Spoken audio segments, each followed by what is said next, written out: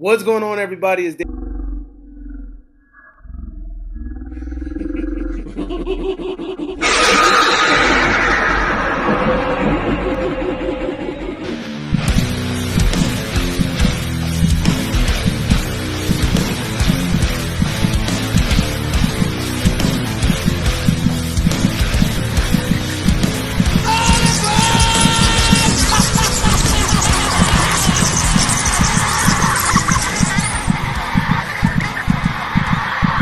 What's going on, everybody? It's David from the 80s, and you are now entering the Cinema Chop Shop, so park your ass right there. And while you're there, don't forget to hit the like, the share, and the subscribe button. Also, if you check the link below, you see a Patreon account. You click it, you become a member. All you got to do is try to recommend movies and music and trailers for me to react to. So click the link, homie. Now, today, we are back at it again with day number 11 of In the Month of Madness. And yes, I am looking at one of my wife's favorite movies, one of my newly favorite movies. We are looking at the 2001 film Donnie Darko with an amazing cast. Jake Gyllenhaal, Maggie Gyllenhaal, Drew Barrymore, Patrick Swayze, Jenna Malone, and the list goes on. We also got Seth Rogen in this thing, but you know, it's funny seeing him in this role, not seeing him be the goofy, laughing, weird person that he normally is. You know, I'm expecting the comedic Seth Rogen, but I guess this was before all of that. But needless to say, he's in the damn movie for about 0.5 seconds. Now, with that being said, Donnie Darko. Donnie Darko is a movie about a teenager that has a near-death experience where a freaking jet engine falls on his room, but just by some miraculous act, or otherworldly act, he is taken from his bed in a midnight sleepwalk session, and he avoids this disaster. This ends up setting forth a series of events which will eventually lead to the end of the world, right? This movie has been interpreted by so many different people. It's been seen in so many different lights. Me personally, I just look at it like Donnie Darko is stuck in a time loop, and he's basically kind of reliving the same moments of his life. Or you can look at it as in he's basically viewing his life, or what his life would be mere seconds before he loses his life.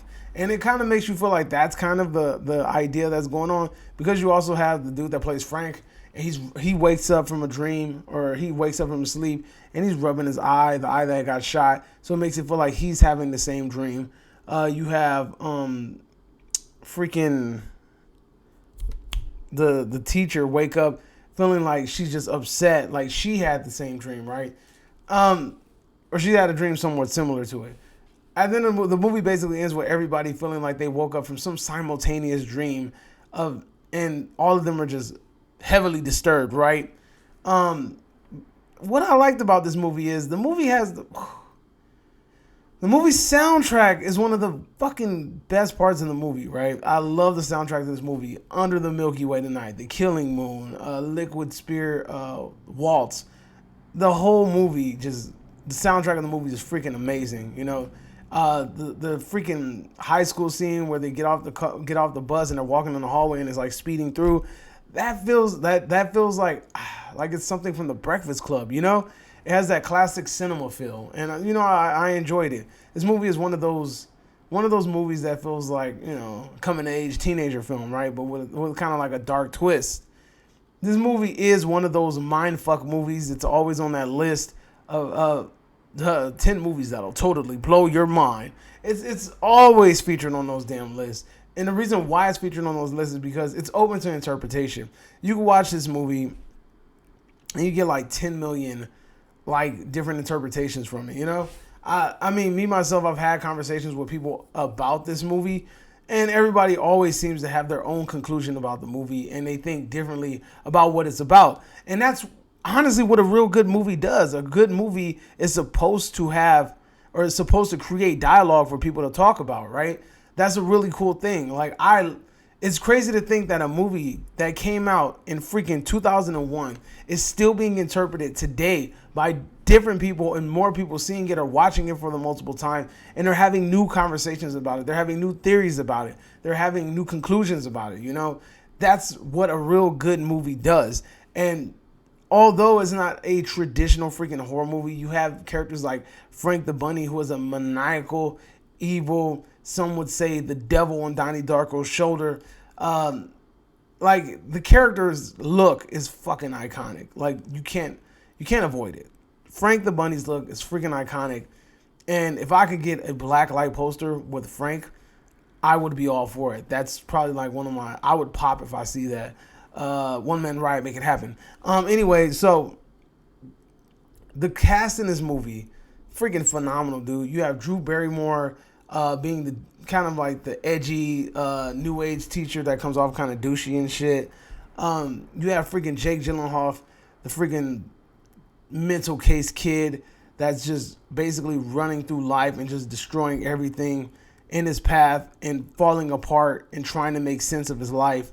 You have it's funny because his sister in the movie plays his sister, which just so happens to be, it's kind of ironic, you know. This movie did spawn a sequel called Samantha Darko, based on a young girl. From my knowledge, I heard that Samantha Darko is a whack movie. I have not watched it for myself, but I heard it's pure rubbish.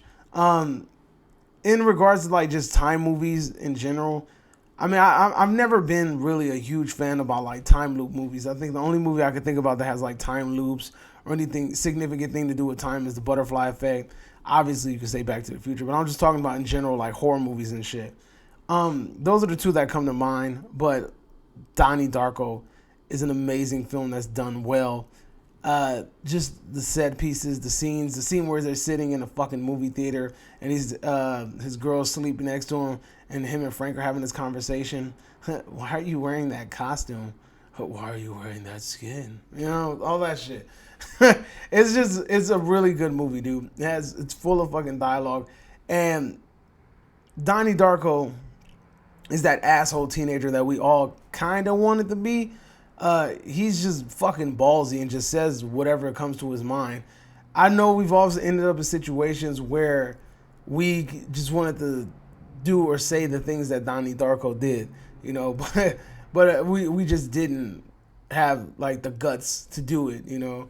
The way that he stood up at the podium and addressed those stupid speakers that come to your school and try to tell you shit, and it feels like they're trying to sell you something. He went up there and exposed them, you know. This movie, like I said, amazing fucking film from beginning to end. The movie flies through. It doesn't feel like it's as long as it is. What is it? It's almost 2 hours, hour and 53 minutes. I believe the director's cut is even longer. But like I said, Donnie Darko is that movie. I enjoyed it.